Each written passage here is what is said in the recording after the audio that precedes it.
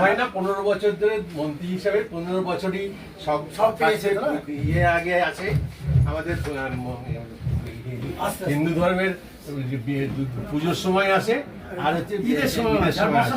আর এই ঈদের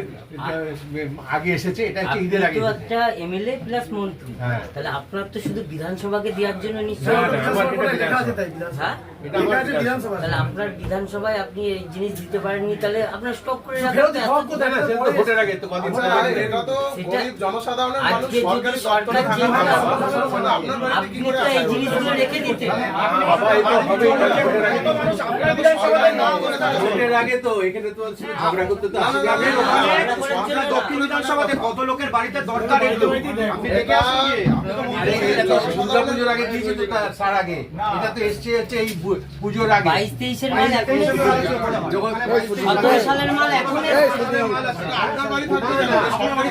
এক মাস হলো এসছে, এই তিরপল এক মাস হলো এসছে। হ্যাঁ